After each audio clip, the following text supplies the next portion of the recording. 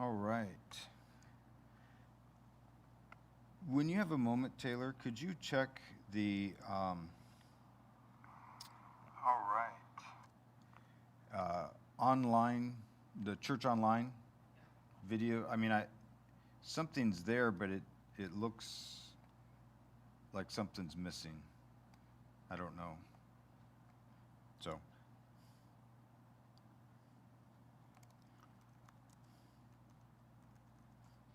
I see Janice has logged in and is saying hi.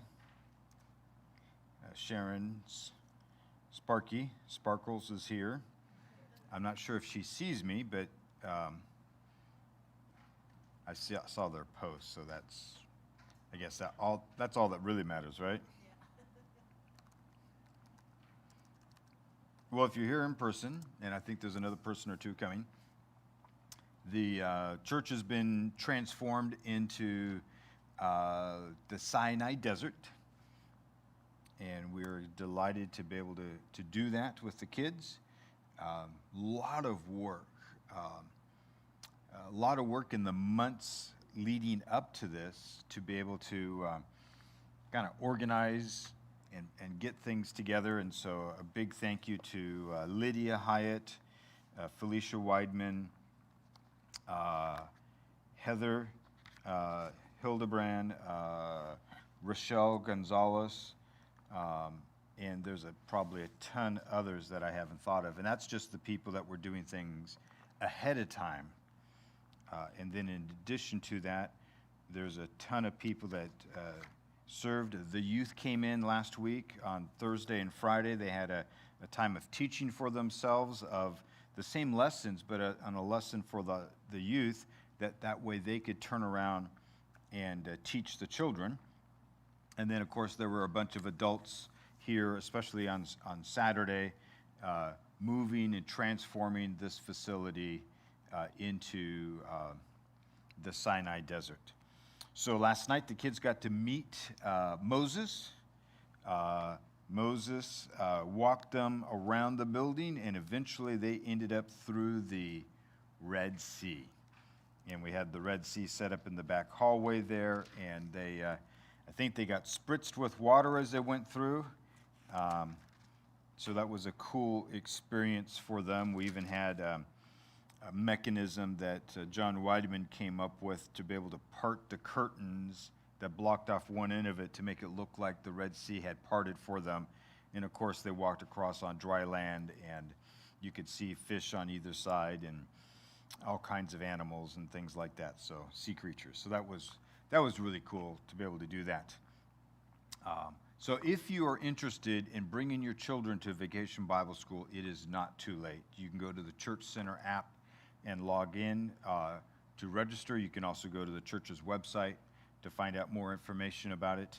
And we are doing everything we practically can to make sure that everyone is safe. We are using not quite gallons, but we're using lots of hand sanitizer. Kids and volunteers alike are wearing face masks.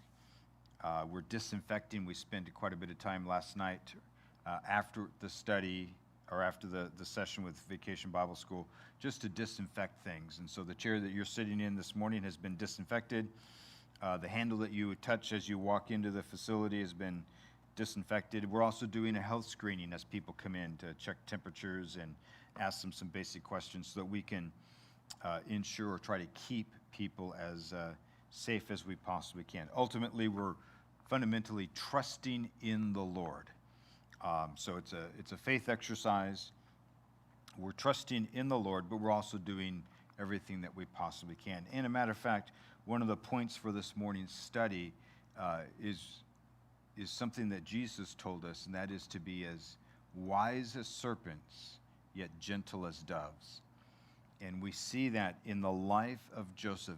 It'll be in the second chapter that we cover this morning, where he understands the climate that he's living in, and he gives advice to his brothers. Tell Pharaoh this. Not to lie to him, but emphasize this is what your occupation is, because I know the Egyptians, and I know what they like and what they don't like. And they don't like people that raise sheep. and they will just simply leave you alone if you tell them that you are shepherds, which they were. And so, but they emphasize that. And so we're doing the same sort of thing where we are being wise with the cleaning and that sort of thing. And lots of people have put effort and time into that. But we're also exercising faith as we go through that. So practical, trying to do that practically. So let's pray. Father, I thank you for this time to get into your word. Lord, I ask that you would bless each one, those who are here in person, those that are watching us online, and that, Lord, you would be honored and glorified, that we would be encouraged and strengthened in our faith in the midst of this time here. In Jesus' name, amen. So remember again in Genesis, we've gone through several things in Genesis where different characters were the primary focus. So if first of all, it was Adam and Eve, and then later on it was Abraham, and then it was Isaac. And the focus was on Jacob, who became Israel. Remember Esau and Jacob and that struggle. And certainly, of course, over the last several chapters, the focus has been on Joseph. Now, you recall that Joseph had 11 brothers from Jacob. Jacob had 4 women who were the mothers of his 12 boys, plus a daughter mixed in there. And there's probably some other girls, but they're just not mentioned in the scriptures much. So the focus is on Joseph, who was a privileged child, or a favorite, we might say, from Jacob. And then his brothers became jealous to the point that they wanted to kill him. Now, when you're growing up, maybe you have a brother or sister and you felt like so frustrated with them, they irritated you so much that you wished that they were dead or something like that. Hopefully you never went to the extent that Joseph's brothers did, which was to design to kill him, but then instead they sold him into slavery. So he ends up in Potiphar's household in Egypt, and then he's elevated through that, and then of course falsely accused by Potiphar's wife of sexual assault, and so he ends up in prison. And after he's been in prison, he interprets some dreams. The guy says, "Hey, I'll remember you," and of course he forgets him the moment that he's released from prison. Ultimately, Pharaoh has a series of dreams, and he's able to interpret them, and so he's elevated to be second in charge. The 7 years of plenty have happened, and now we have the 7 years. It's 2 years into the 7 years of famine, and Jacob has sent his boys down to Egypt to buy food for them. And as you recall, Joseph kept back one of his brothers as sort of a guarantee that they would return. And that's sort of the scene. They've met with Joseph a couple of times, actually twice. And this is the scene. Joseph is now second in charge of Egypt, second only to Pharaoh. He has orchestrated, as a good administrator, the saving of food when they had plenty, put it in the storehouses. Now the famine has happened, and he's distributing the food. Joseph looks like an Egyptian, but as we noticed last week how he ate separately from the Egyptians, he was never fully immersed in the Egyptian cultures, or at least the Egyptians didn't immerse them. The Egyptians had a view that they were the descendants of God, and anybody who wasn't Egyptian was inferior. And so Joseph would have been considered inferior, although they were happy to use his skill and his talents to rescue their nation, but they never elevated him to the same level as themselves. Picking it up here in chapter 45, verse 1. And we'll read the first 3 verses and come back and comment on them. Then Joseph could not restrain himself before all those who stood by him, and he cried out, "Make everyone get out from me." So no one stood with him while Joseph made himself known to his brothers. And he wept aloud, and the Egyptians and the house of Pharaoh heard it. Then Joseph said to his brothers, "I am Joseph. Does my father still live?" But his brothers could not answer him, for they were dismayed in his presence. So remember again, Joseph would have had on the Egyptian clothing, most likely would have had his head shaved, as in the tradition of the Egyptians. He spoke the Egyptian language, because earlier in the previous chapters he was using an interpreter to speak back and forth. It's not that he didn't know the language, but that he was using an interpreter. And so what we find here is Joseph, overwhelmed with emotion,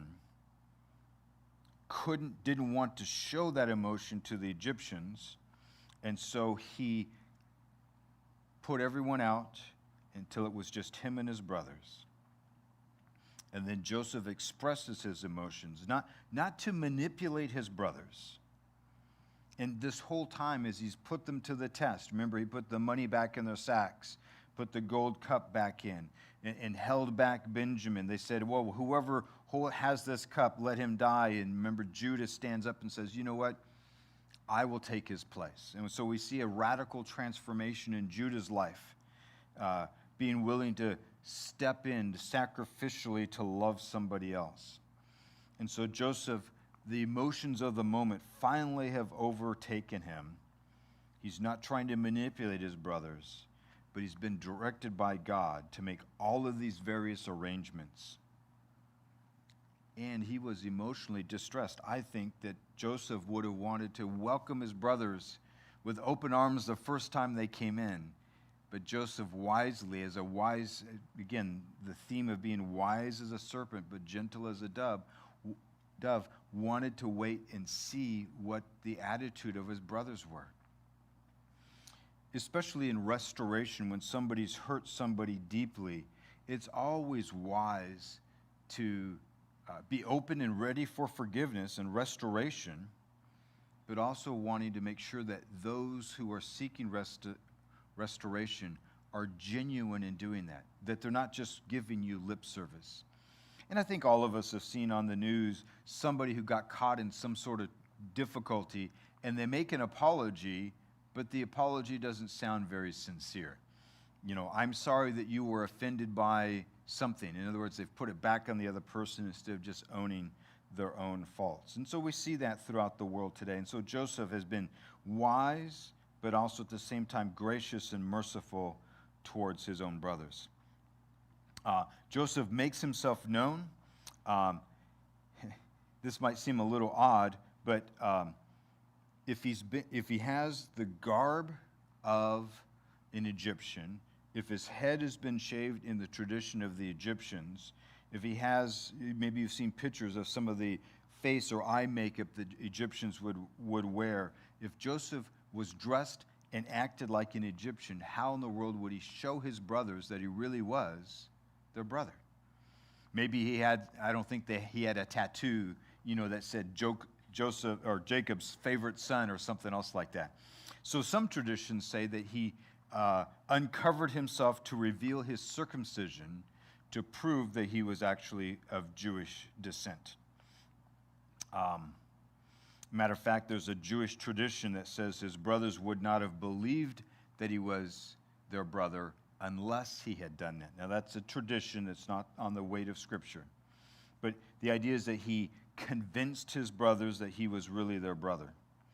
And then notice the response of his brothers here in verse 3. But his brothers could not answer him, for they were dismayed in his presence. Remember, they were caught. They had the money. This is the second time they had the money back in their sacks. Benjamin has been caught with the cup, and they, of course, are anticipating punishment. Now, they have said, we will go with Benjamin. We're going to go through this together, but they've been caught, and they're expecting punishment. And instead, Joseph says, I'm your brother. And so they were overwhelmed. Maybe you've been in that sort of situation where it just takes you a while to sort of comprehend what's really going on. Sometimes the loss of a loved one and the grief, we become what we might call shell-shocked, that we're just overwhelmed, and we're not able to respond immediately to things. Because they were anticipating punishment, and they, in their minds, Joseph is out of the picture. The last they knew, they sold him to a bunch of slave traders, and typically slaves did not live a long lifespan. And the last time you saw somebody, you saw them as a slave. The last thing you'd expect them to be is the second in charge of all of Egypt. So they, again, their minds are trying to follow along with all that's going on here. The term that's translated in the English dismayed, also in the Hebrew, actually means amazed or frightened or terrified. So they were dismayed in that they were overwhelmed, but at the same time frightened. Could this really be true? And of course, this dismay or this frightenedness, this uncertainty of things, the kind of the difficulty of comprehending everything, is also told about the Jews' response when Jesus ultimately reveals himself. In Zechariah 12:10, it says this, that he will pour on the house of David and all the inhabitants of Jerusalem the spirit of grace and supplication, and they will look on him whom they have pierced. Yes, they will mourn for him as one mourns for his only son, and grieve for one as whom grieves for the firstborn. This is God revealing himself and pouring out his spirit on the inhabitants of Jerusalem, and they will be overwhelmed with dismay or grief because they know that we, as a people, are the ones who pierced Jesus Christ. And just in case we were uncertain about the Old Testament pointing to the crucifixion of Christ, Zechariah 12, again, is a clue to that. Again, you go throughout the Old Testament, and there's little snippets that tell us about the crucifixion of Christ. Of course, Psalm 22 is probably the most famous and very clear, depicting somebody going through the process of being crucified. And so that's what we find here. We find even as his brothers are amazed, that the nation of Israel will also be amazed when they come face to face with Jesus Christ. Moving on to verse 4, verses 4 through 8. And Joseph said to his brothers, "Please come near to me." So they came near. And when he said, "I am Joseph, your brother, whom you sold into Egypt. But now do not therefore be grieved or angry with yourselves, because you sold me here. For God sent me before you to preserve life. For these 2 years the famine has been in the land, and there are still 5 years in which there will be neither plowing nor harvesting. God sent me before you to preserve a posterity for you in the earth, and to save your lives by a great deliverance. So now it was not you who sent me here, but God. And he made me a father to Pharaoh, and lord of all of his house, and a ruler throughout all the land of Egypt." What an amazing testimony. I don't think for most of us that would be how we would respond to our brothers or sisters or a close friend who has totally betrayed us. We see here, of course, in Joseph's life, there's been a significant amount of time, but we see a heart being changed of Joseph as he's tested his brothers as well, and he's seen changes in their hearts. And the process of reconciliation is both hearts being changed. Joseph says, "Come near."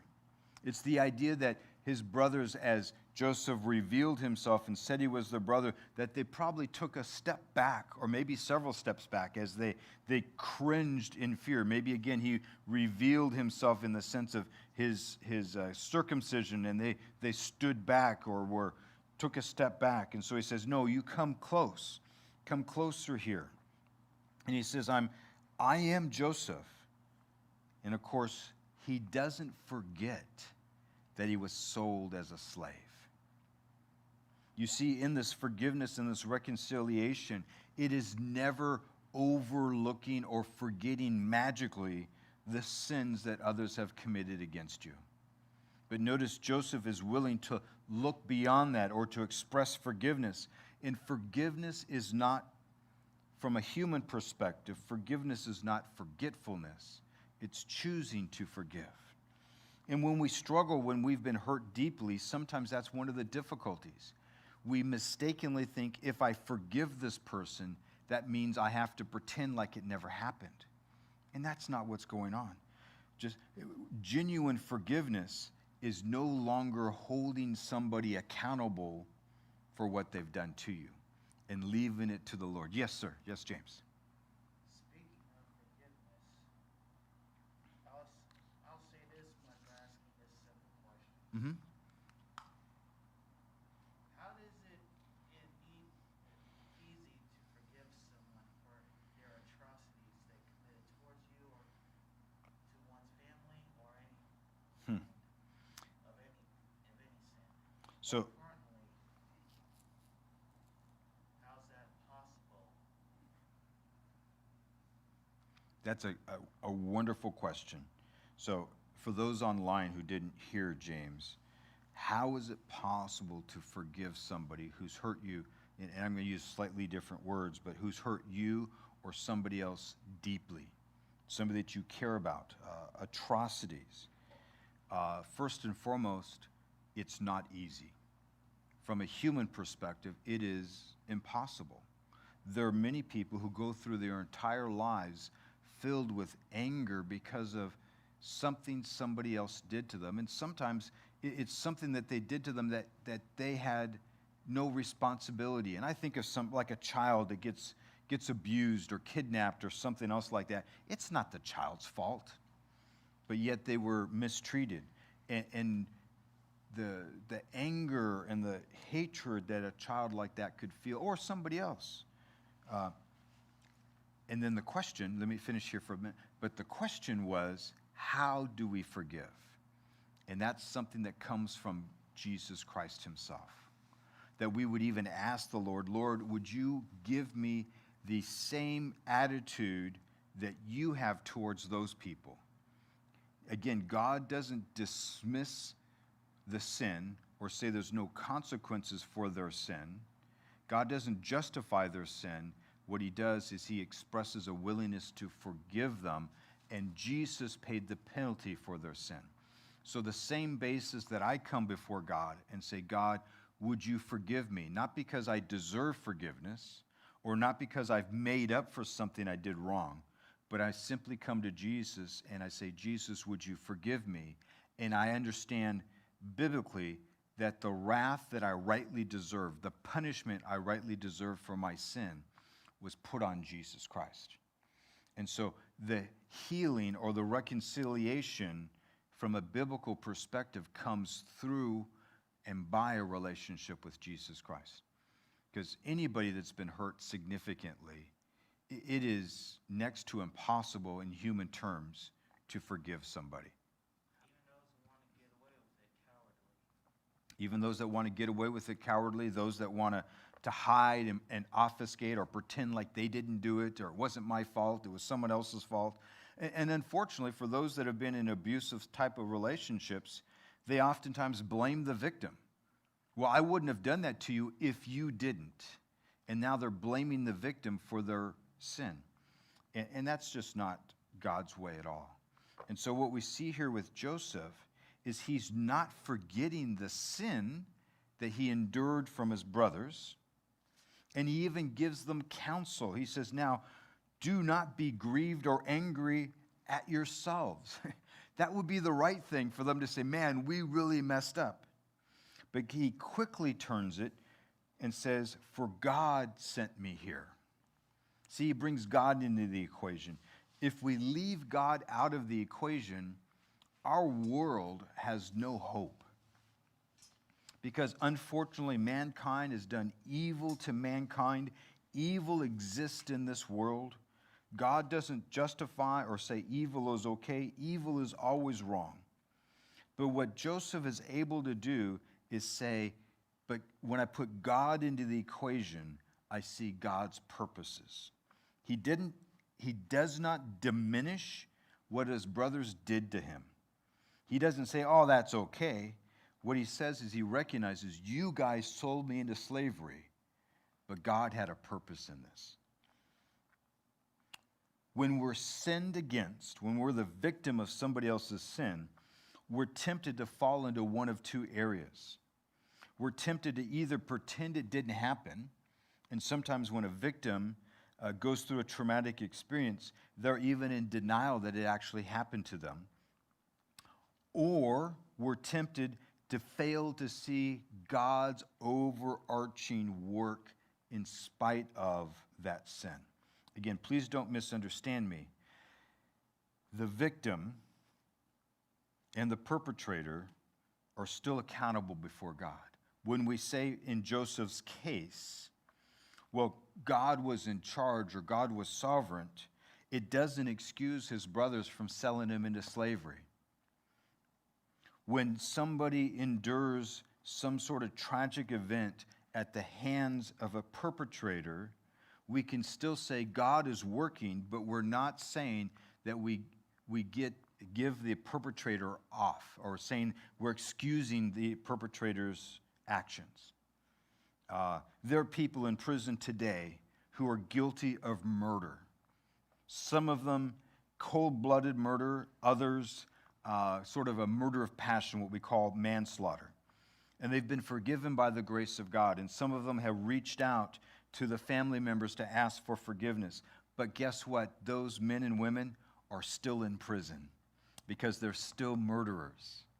Now, have they been forgiven by the grace of God? Has God changed their hearts? I've met one man in particular, and I absolutely believe God has changed his heart radically. I wouldn't mind having him in my home, but he's still paying the consequence for his actions 20 years ago. And some of those actions that some people do, they pay consequences for them for a lifetime here on earth. It doesn't mean that God isn't still working, though. So sin is never endorsed by God, but it doesn't take God off the throne because of somebody's sin. So, it's fair to ask this question: why was Joseph in Egypt? Was it because of the sin of his brothers or because of the good plan of God? What Chapter 45. We're in chapter 45. We're looking at verses 4 through 8 right now. So I asked you the question, and the reality is I don't have a good answer for that. Because we could look at it one way and say, well, it was the sin of his brothers that drove him into Egypt. And you would be right, and I would be right to say, yes, it's Joseph's brother's fault that Joseph is in Egypt. Yet in context here, Joseph himself is saying, but God was still in charge. Does that mean God caused his brothers to sin? Certainly not.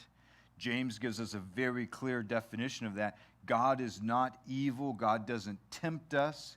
God isn't the one that causes us to sin.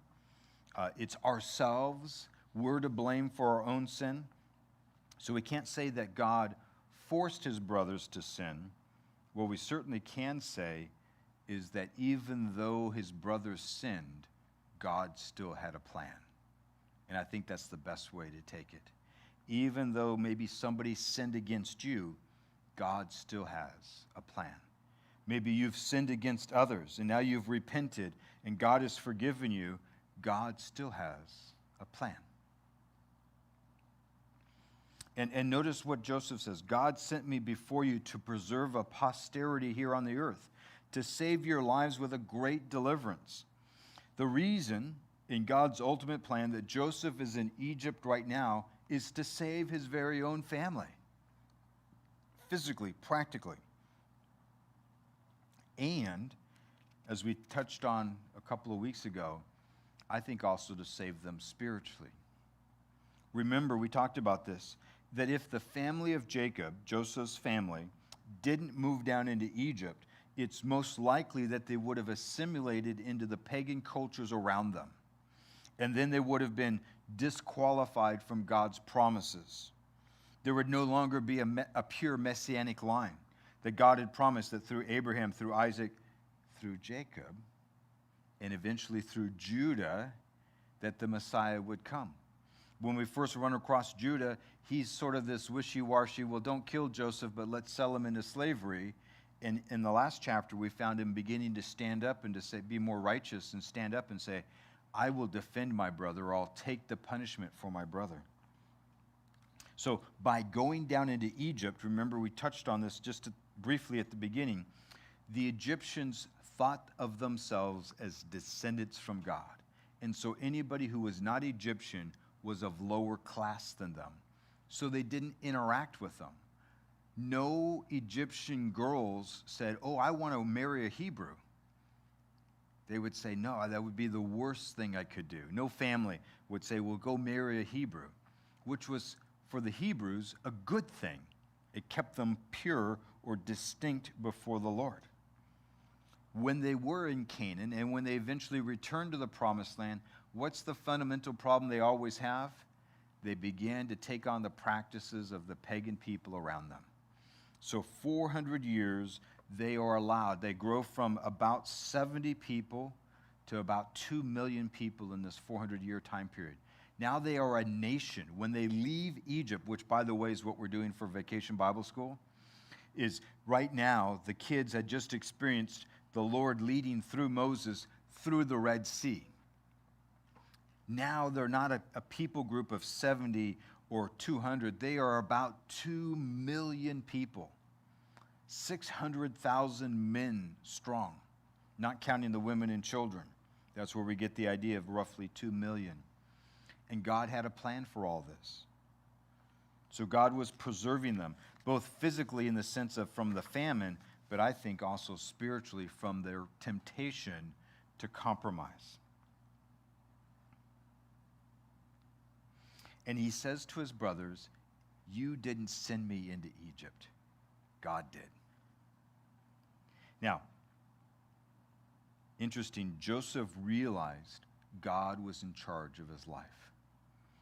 And sometimes it's easy for us to mistakenly think, oh, Joseph was just some super spiritual guy and he never had any struggles along the way. I don't think that's true. First of all, when he was thrown into the pit by his brothers, he was crying out. And the language tells us it's an emotional cry. Don't you guys dare leave me down here. Why? Because he feared for his life. And then, of course, he was sold into slavery and then falsely accused of sexual assault of Potiphar's wife and then thrown into the prison. I don't think he was rejoicing. I don't think he's there dancing away. Yoo-hoo, this is great. I think he was overwhelmed with the circumstances. But what we see is he continued to trust in the Lord as he went through that. Joseph realized that God was in charge of his life. Not good men. It wasn't Pharaoh that was in charge. It wasn't even the evil of his brothers or simple fate. God was in charge. And because God was in control, we know this: all things work out for the good of those who are called according to God's purposes. That verse sometimes is mistakenly quoted as if it's a magic formula that as a Christian I never have difficulties. That's not what it means. What it means is even in the midst of your difficulties, God is still in control. And that's what Joseph is exhibiting here. So let's read verses 9 through 15 here. It's kind of a long narrative here for us. Hurry, go to my father and say to him, thus says your son Joseph, God has made me Lord of all Egypt. Come down to me and do not tarry or do not wait or delay. So notice again, Joseph is saying, he's giving word back to his dad, Jacob, and he's saying what? God has made me a Lord. Not Lord, capital L, but lowercase. In other words, I'm a prince, or I have this responsibility, I have this authority in the land. Joseph doesn't claim that he made himself to be the prince. Joseph doesn't say the circumstances, I was just lucky. What he says is, God has done this. And this is the invitation, verse 10. You shall dwell in the land of Goshen, which is towards if you think of Egypt, it's kind of the northern part of Egypt on the western side of the Nile River Delta. It's a land area is what he's saying. You shall dwell in the land of Goshen, and you shall be near me, you, your children, your children's children, your flocks and your herds, in all that you have. In other words, load up the U-Haul truck, get 2 U-Haul trucks, and bring everybody. Bring the sheep, bring the goats, bring all of everybody. Bring all of our kids, all the grandkids, bring everybody. The entire family unit is moving, or at least the invitation is moving to them. Verse 11, there I will provide for you, lest you or your household, and that all you have come to poverty, for there are still 5 years of famine. So the famine has been going on for 2 years, and according to the dream, there's 7 years total of famine. So there's 5 more years of famine. Joseph clearly understands that, and he's saying to his family, to his dad and the rest of his brothers and nieces and nephews, come on down, and we will, Egypt, and I, Joseph, because of my position, will be able to provide for you. I don't want you as a family to suffer or to have hardship. So come on down. And behold, your eyes and the eyes of my brother Benjamin, see, it is my mouth that speaks to you.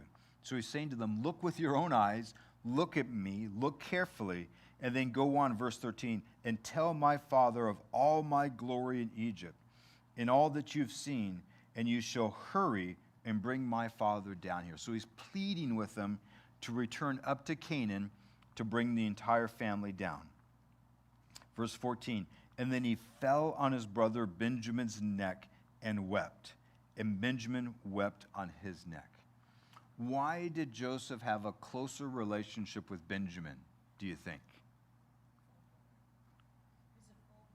Full brother, yes. They had the same mother. Remember, Jacob had 4, in today's vernacular, we'd call it 4 baby mamas. Okay? He had 2 wives, Rachel and Laban, and each of those wives had handmaidens that were concubines or substitute or surrogate mothers. It was culturally acceptable, but not biblically correct. But Benjamin and Joseph had the same mom and the same dad. So it's like if you have a large family with a bunch of stepbrothers and stepsisters, it would be natural for the 2 that are natural brothers and sisters, or the same mom and the same dad, to feel closer to one another. Plus, in addition to all that, Benjamin was the youngest, so there's generally a natural affection there.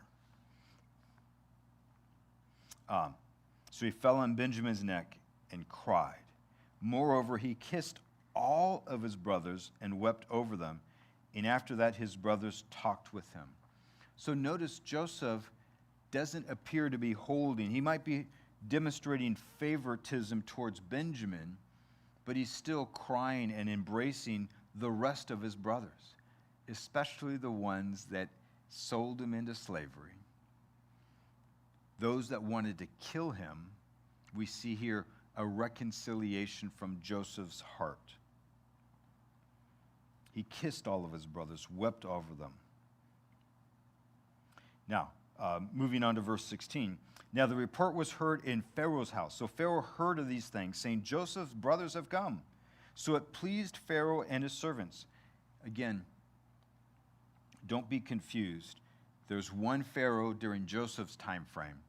When we fast forward to the time frame of Moses, 400 years later, it's a different Pharaoh. The Pharaoh is the title, or what we might call a king or an emperor. That's the title of the person.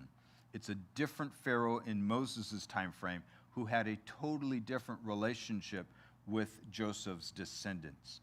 At this point, the Pharaoh, the king of Egypt, has a good rapport and relationship with Joseph. And so he's excited to hear about his brothers. And so it pleased Pharaoh. Verse 17, and Pharaoh said to Joseph, say to your brothers, do this. Load your animals and depart and go to the land of Canaan. Bring your father and your households and come to me, and I will give you the best of the land of Egypt, and you will eat the fat of the land. Now, of course, this doesn't mean that the land is growing fat. It's the idea that you'll have an abundance or nice food. It's that sort of idea. It doesn't mean necessarily that your diet consists of nothing more than animal fat, but it's the idea of plenty. 19, now you are commanded, do this, take carts out of the land of Egypt, for your little ones, for your wives, bring your father and come.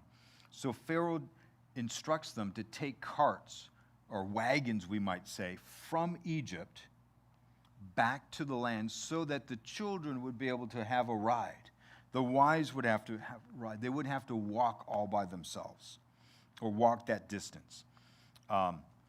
It certainly wasn't like the Old West wagon train, covered wagon, but it's that idea of put the family in the wagon so that they can travel this long distance. And especially Dad, because he is of older age. Also, do not be concerned about your goods, for the best of all the land of Egypt is yours. So you can bring your livestock with you, but you don't need to worry about that because we've got a place set aside for you. You're moving permanently. Again, borrowing that Western idea. It's the idea of a family on the east coast of the United States moving out west and settling someplace and then developing the land and so forth. So do not be concerned about the goods, for all the best of Egypt is yours. Then the sons of Israel did so, and Joseph gave them carts according to the command of Pharaoh. He gave them provisions for the journey. So he gave them food and supplies for the journey. And he gave to all of them, to each man, changes of garments. But to Benjamin he gave 300 pieces of silver and 5 changes of garments. So Joseph was playing the favorite, okay? We can't get away from that. But he gave Benjamin extra. And he sent to his father these things. So he gives things specifically to be given to his father Jacob. 10 donkeys loaded with good things of Egypt. 10 female donkeys loaded with grain, bread, and food for his father and for their journey. You ever notice throughout, especially the Bible, when they're counting livestock, they don't just say donkeys. They say male and female donkeys. Why?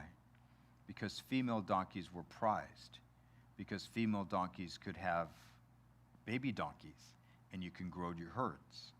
And so the female donkey was more valuable. It's not that they couldn't use or work with a male donkey, but a female donkey or a female sheep or a female goat was considered more valuable because she could produce offspring that would allow you to grow your herds and so forth. So he sent away his brothers, verse 24, and they departed. And he said to them, see that you do not become troubled along the way. Some would, at first reading, think, well, don't get into a fight with robbers along the way. But the context seems to be more about, don't you as brothers fight with each other along the way.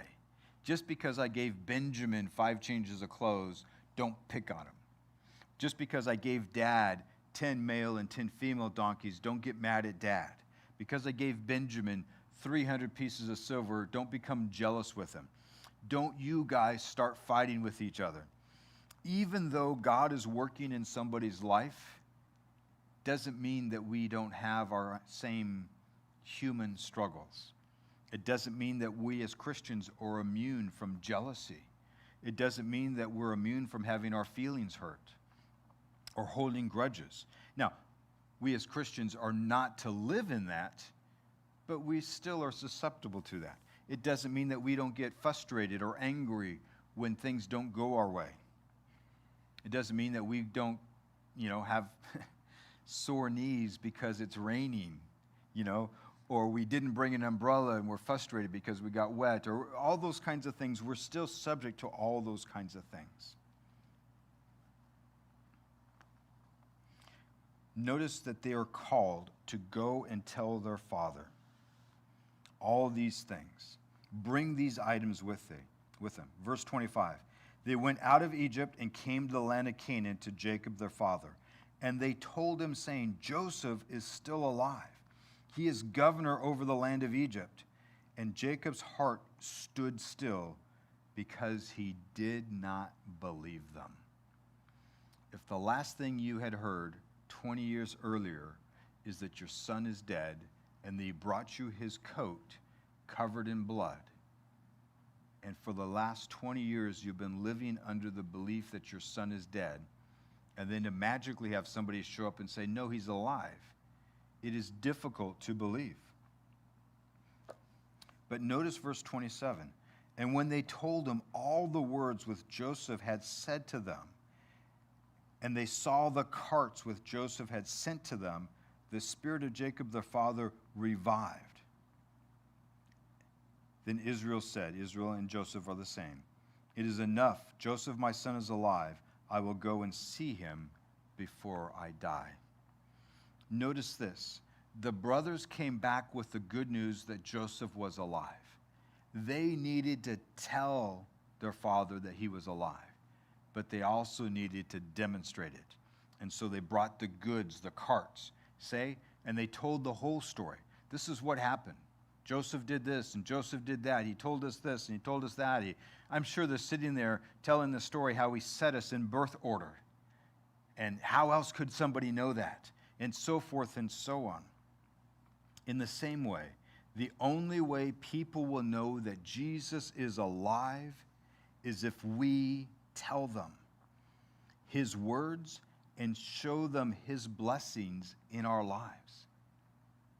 The brothers knew that Joseph was alive, but if they did not travel back to Canaan and tell their father, and they told him in a convincing way, they didn't just say, oh, he's alive, and then leave it there.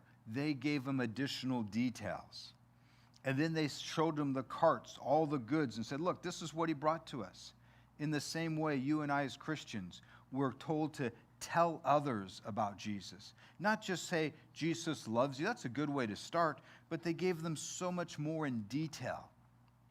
And that we would have that kind of conversation with others to tell them about Jesus. And then look what Jesus has done in my life. Maybe you are like Joseph in some ways, in that you've been the victim of somebody else's sin somewhere in your life. And yet you can tell others how God has worked in your life for you to be able to get past that and say, that's the grace of God. Maybe you were the perpetrator in somebody else's life, and you can say how God has restored you, changed your heart, how you were a selfish individual and how God is in that process of changing your heart. But that's what we're called to do. That's what Vacation Bible School is about for the little kids. We're hoping that they go home and they tell their nieces and nephews and their uncles and their moms and dads, guess what I learned? God is with us. Is that the theme for today or for yesterday? God is with us so we can trust God. That whether it's through the Red Sea or Joseph having difficulty as his brothers sold him into slavery and then ultimately into prison, that they could trust in the Lord. And that's what we get the job, the privilege of doing. Moving on to chapter 46. So Joseph went and took his journey. So Israel took his journey with all that he had and came to Beersheba and offered sacrifices to God of his father Isaac. And then God spoke to Israel in a visions of the night and said, Jacob, Jacob.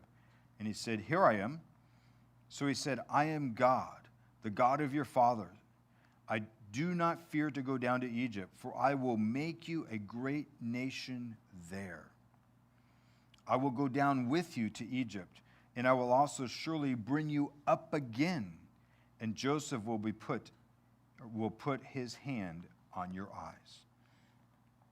So Jacob or Israel hears these things. He decides to go down. Beersheba is the southernmost point or the outpost of the promised land. Abraham met God there in Genesis chapter 22. Isaac had met God there in Genesis chapter 26. It's a place where historically different people have met with God there. Matter of fact, Abraham had planted a tree there. Jacob had made an altar for sacrificing, Isaac had made an altar to sacrifice to the Lord. And it's quite possible that Jacob used Isaac's altar to again sacrifice to the Lord. And notice this idea. It was meeting with God. The big thing that God told Jacob was, I will be with you.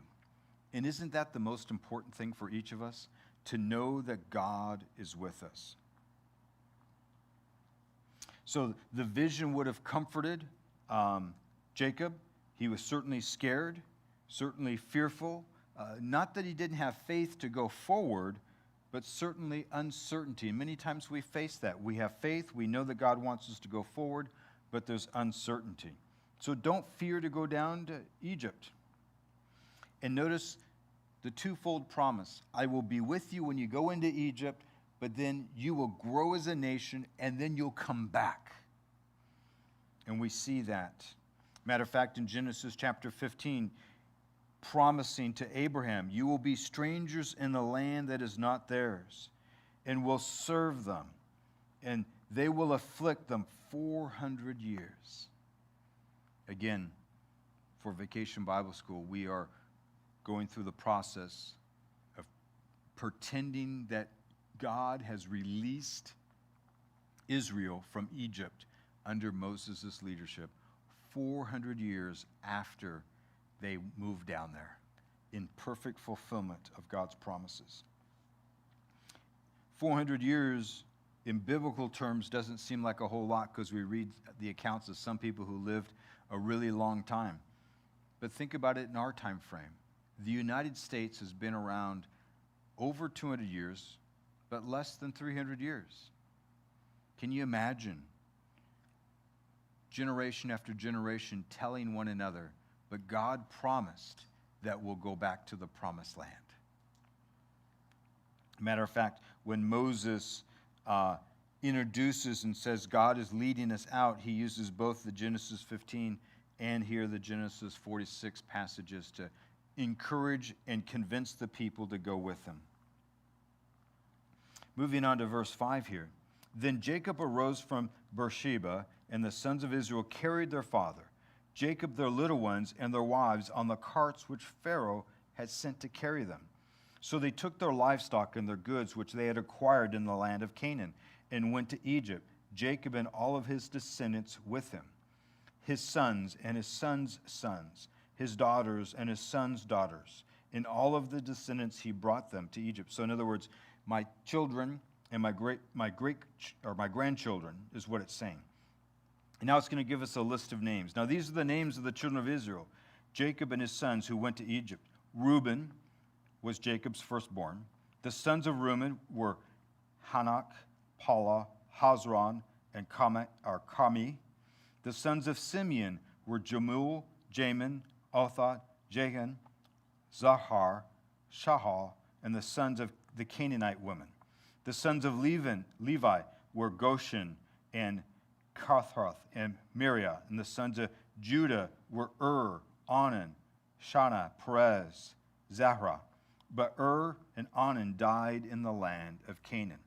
The sons of Perez were Hezron and Hamul. The sons of Issachar were Tulu, Povon, Job, and Sherman. Now, that's not the same Job as the book of Job, by the way. My Bible doesn't say Job, it says Jashem. Yes. Mm-hmm. So different translations will have different names there, but it's to help distinguish. It's not the same person as from the book of Job. Verse 15, and the sons of Leah, the sons that were born to Jacob in Padron, Abron, and his daughter Dinah. All the persons and his sons and his daughters were 33. And it's going to continue with this long list, and it's going to give us some names and some titles, so I'll try to go through this or get through this. The sons of Gad were Zephon and Haggai and Shunah, Ezron, Ira, Adonai, and Ada. The sons of Asher were Gemini, Hisha, Isra, Bera, Sarah, and their sisters. And the sons of Bera were Hedera and Michal. And then the sons of Zepha were Laban, given to Leah, his daughter, and those she bore to Jacob, 16 persons. Wow. We think families of 8 or 10 are large, but 16, wow. And the sons of Rachel, Jacob's wife, were Joseph and Benjamin. And to Joseph in the land of Egypt were born Manasseh and Ephraim, whom Azrath, the daughter of Potshera, the priest of Onan, bore to him. And the sons of Benjamin were Bela, Berk, Ashben, Gura, Naaman, Rosh, Paphan, and Anan. And the sons of Rachel were born to Jacob, 14 persons in all. The sons of Dan were Hashan. The sons of Naphtali were Jezreel, Gun, and Jiz, Sheman. And these were the sons of Beulah, whom Laban gave to Rachel his daughter, and she bore these to Jacob, 7 persons in all. All the persons that went with Jacob to Egypt came with his body, besides Jacob's sons' wives, were 66 persons in all. And the sons of Joseph, who were born to him in Egypt, were 2 persons. And all the persons in Jacob's house went to Egypt were 70.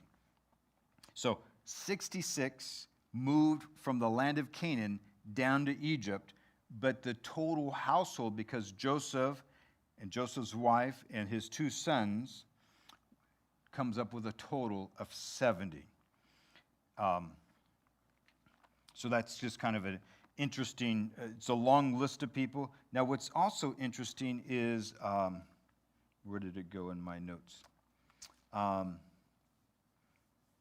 Here it is. In Acts chapter 7, Stephen, remember as he was being martyred, said that 75 went into Egypt, but here clearly it says 70. Well, Stephen quoted from the Septuagint, which is the Greek translation of the Old Testament, which says the 75. It's not that they're wrong, it's that they're counting, they think, the grandchildren of Joseph. In other words, the children of Manasseh and Ephraim to get the 75. So that's, sometimes people want to throw out conflicts or how the Bible's inconsistent.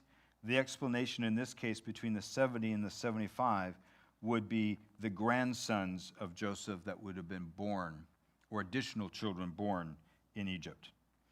So they moved down to the land of Goshen, verse 28. And when he sent Judah before him to Joseph to point out before him the way to Goshen, they came to the land of Goshen. Notice Jacob sends Judah in front, his oldest, Judah who's had a heart transformation, we believe, and that they're going to the land of Goshen. So Joseph made ready his chariot and went up to Goshen to meet his father Israel. And he presented himself to him and fell on his neck and wept on his neck a good while. And Israel said to Joseph, "Now let me die, since I have seen your face, because you are still alive." Then Joseph said to his brothers and his father's household, "I will go up and tell Pharaoh and say to him, my brothers, those of my father's house or in the land of Canaan, have come to me.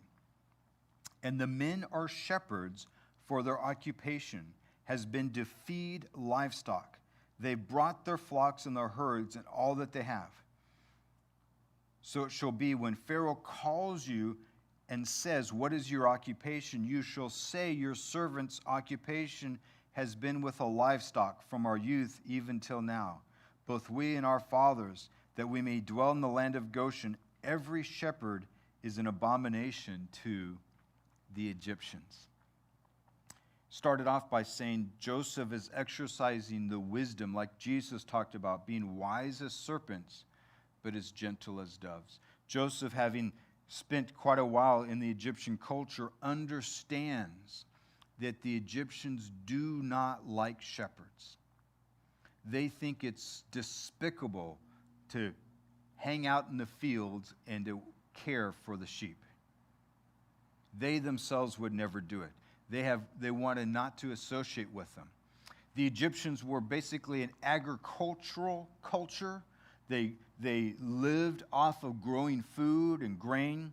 Remember, the Nile River would flood on a yearly basis, depositing rich soil along the banks of the Nile River, in which they would plant their crops, and it would produce great crops for them. But they didn't like shepherds.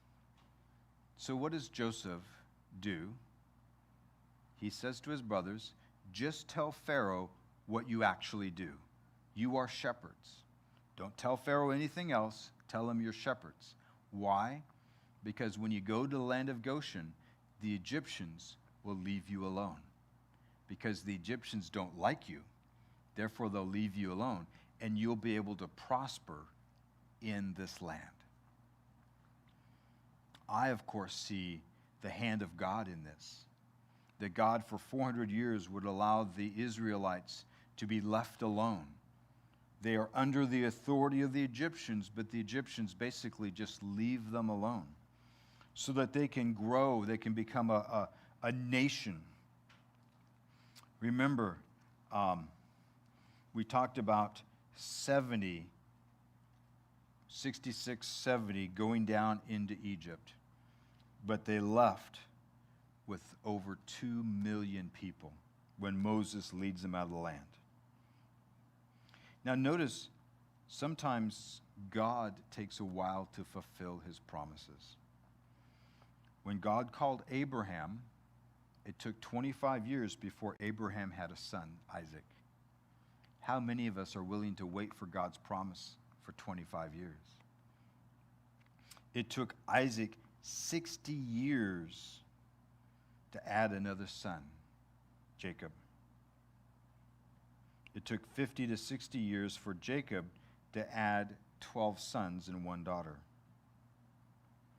It took 430 years for these 70 individuals to turn into, actually, it took 400 years for these 12 men to turn into 600,000 men, is what's recorded for us when they left. And it took this family to grow from 70 to 2 million over 400 years. We might think God is slow concerning his promises. Matter of fact, the New Testament talks about that and tells us not to consider God slow in regarding to his promise. Especially with things that are going on in the world around us, there's a tendency, a good tendency to say, well, what does this mean in regards to end times? And is God slow in concerning his promise of the rapture of the church, of the coming judgment upon the earth, of the millennial reign of Christ, of us spending eternity with him? Is God slow, or has he become distracted? And the answer, of course, is no. His timing is perfect. I can't imagine being Abraham, getting a promise but not being fulfilled until 25 years later. I can't imagine being Joseph or Jacob or Reuben or anyone else and dying in Egypt, not seeing God fulfill the promise of returning them to the promised land. But I think most of you know this. Joseph gave very clear instructions that his body, his bones, were to be carried out of Egypt into the promised land when God delivered them. Not if, but when. And even though Joseph was dead, he still had faith that God would be faithful to fulfill his promises. God will always be faithful. Maybe not in our timing, and maybe not in our lifetime, but God will always be faithful. Father, I thank you for this time for us to be together, and thank you for preserving for us the narrative of Joseph and his brothers. And Father, may we learn from this. Lord, we're not excusing somebody else's sin, but Lord, we're saying that you are still in charge and in control, even though others sin. Father, may we keep our focus on you like Joseph did. May we not become overwhelmed with the difficulties of life, but Father, may we be consumed with you and therefore have victory through you. I ask this in Jesus' precious name. Amen. God bless you all. Thank you so much for being here. Thank you for joining us online. And if you haven't yet, sign up for VBS. Come tonight.